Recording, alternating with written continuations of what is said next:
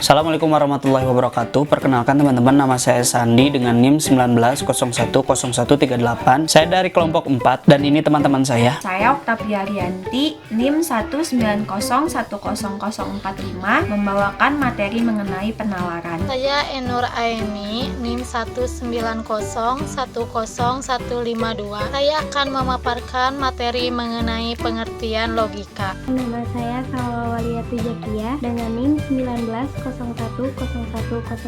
Di sini saya akan menyampaikan materi mengenai syarat-syarat kebenaran dalam penalaran. Saya Rika Nur Azizah, NIM 190101117. Perkenalkan, nama saya Widad Ainur Azizah dengan NIM 190100372. Saya di sini akan menjelaskan tentang macam-macam penalaran dedukatif. Perkenalkan, nama saya Wiwi Gayandi Puspita dengan NIM 19010148.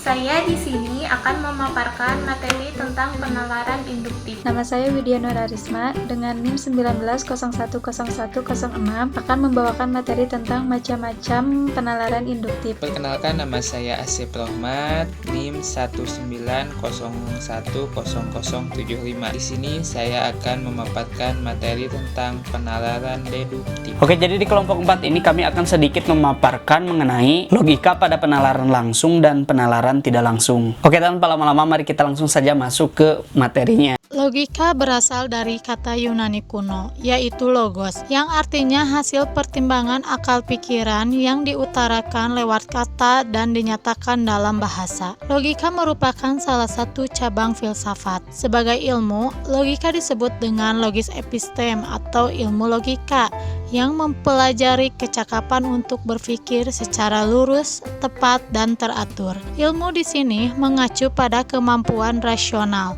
untuk mengetahui kecakapan dan mengacu pada kesanggupan akal budi untuk mewujudkan pengetahuan ke dalam tindakan. Pengenalaran adalah proses berpikir yang bertolak dari pengamatan indera atau observasi empirik yang menghasilkan sejumlah konsep dan pengertian. Berdasarkan pengamatan yang sejenis juga akan terbentuk proposisi-proposisi yang sejenis. Penalaran adalah suatu proses penarik dari satu atau lebih proposisi. Penalaran dibagi dua, yakni yang pertama adalah penalaran langsung, yaitu suatu proses penarikan dari satu proposisi yang kemudian disusul dengan proposisi lain sebagai kesimpulan dengan menggunakan term dan yang sama. Yang kedua adalah penalaran tidak langsung, yaitu penalaran yang berdasarkan dari dua proposisi atau lebih kemudian disimpulkan. Pengertian premis atau antecedents adalah pernyataan yang menjadi dasar penarikan suatu kesimpulan. Terdapat dua macam premis, yaitu yang pertama, premis mayor adalah premis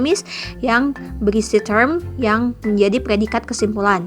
Yang kedua ada premis minor, adalah premis yang berisi term yang menjadi subjek kesimpulan. Pengertian yang menjadi subjek disebut term minor, pengertian yang menjadi predikat disebut term mayor.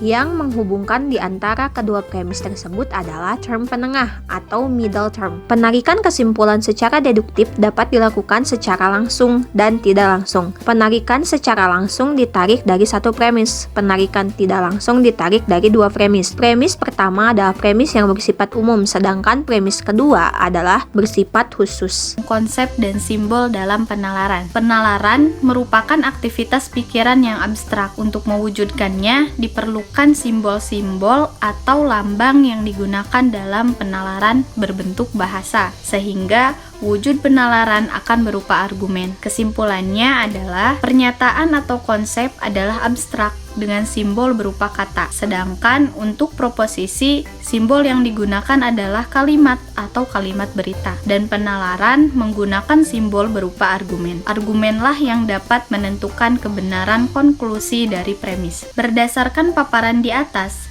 jelas bahwa tiga bentuk pemikiran manusia adalah aktivitas berpikir yang saling berkait. Tidak ada proposisi tanpa pengertian dan tidak akan ada penalaran tanpa proposisi. Bersama-sama dengan terbentuknya pengertian perluasannya akan terbentuk pula proposisi, dan dari proposisi akan digunakan sebagai premis bagi penalaran, atau dapat juga dikatakan untuk menalar dibutuhkan proposisi, sedangkan Proposisi merupakan hasil dari rangkaian pengertian. Syarat-syarat kebenaran dalam penalaran. Suatu penalaran bertolak dari pengetahuan yang sudah dimiliki seseorang akan sesuatu yang memang benar atau sesuatu yang memang salah. Dalam penalaran, pengetahuan yang dijadikan dasar konklusi adalah premis. Jadi, semua premis harus benar. Benar di sini harus meliputi sesuatu yang benar secara formal maupun material. Formal berarti penalaran memiliki bentuk yang tepat diturunkan dari aturan-aturan berpikir yang tepat. Sedangkan material berarti isi atau bahan yang dijadikan sebagai premis tepat. Penalaran induktif adalah proses penalaran untuk menarik kesimpulan berupa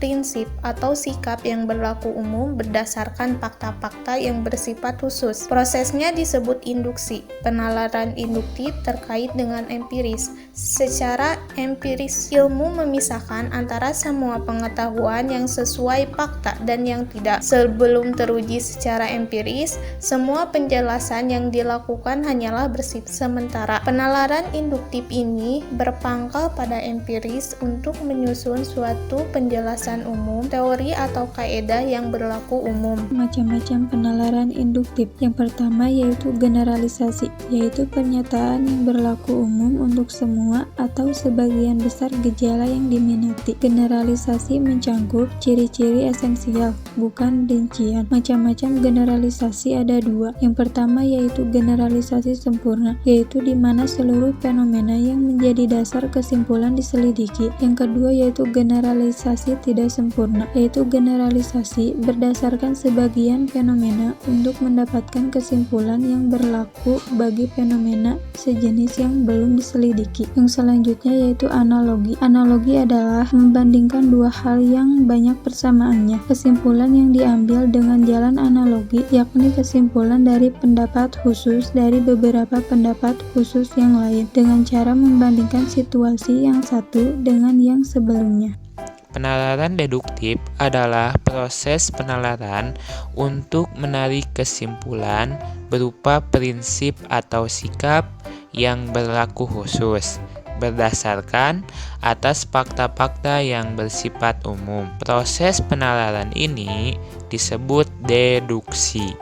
Kesimpulan deduktif dibentuk dengan cara deduksi, yakni dimulai dari hal-hal umum menuju kepada hal-hal yang khusus atau hal-hal yang lebih rendah. Proses pembentukan kesimpulan deduktif tersebut dapat dimulai dari suatu dalil atau hukum menuju kepada hal-hal yang konkret. Macam-macam penalaran dedukatif. Macam-macam penalaran dedukatif di sini terbagi menjadi dua. Yang pertama, silogisme dan entimen. Silogisme adalah suatu proses penarikan kesimpulan secara dedukatif. Silogisme disusun dari dua proposi atau pernyataan dan sebuah konklusi kesimpulan. Dengan fakta lain bahwa silogisme adalah rangkaian 3 buah pendapat yang terdiri dari 2 pendapat dan 1 kesimpulan. Kemudian macam penalaran dedukatif yang kedua, entimen. Entimen adalah penalaran deduksi secara langsung dan dapat dikatakan pula silogisme. Premisnya dihilangkan atau tidak diucapkan karena sudah sama-sama diketahui. Jadi kesimpulannya teman-teman, logika adalah salah satu cabang ilmu filsafat yang mempelajari tentang kecakapan berpikir secara teratur, lurus, dan tepat. Dan penalaran adalah proses berpikir yang bertolak dengan pengamatan indera yang menghasilkan sejumlah konsep dan pengertian. Sedangkan penalaran sendiri terbagi menjadi dua, yakni penalaran secara langsung dan penalaran secara tidak langsung. Penalaran langsung yaitu suatu proses penarikan dari satu proposisi yang kemudian disusul dengan proposisi yang lainnya sebagai kesimpulan dengan term yang sama. Sedangkan penalaran tidak langsung yaitu penalaran yang menjadi dasar penarikan suatu kesimpulan. Oke, mungkin sekian dulu yang dapat kami sampaikan dari kelompok 4. Mudah-mudahan videonya dapat bermanfaat. Kesalahan datang dalam diri pribadi dan kebenaran datang dari Tuhan Yang Maha Kuasa. Assalamualaikum warahmatullahi wabarakatuh.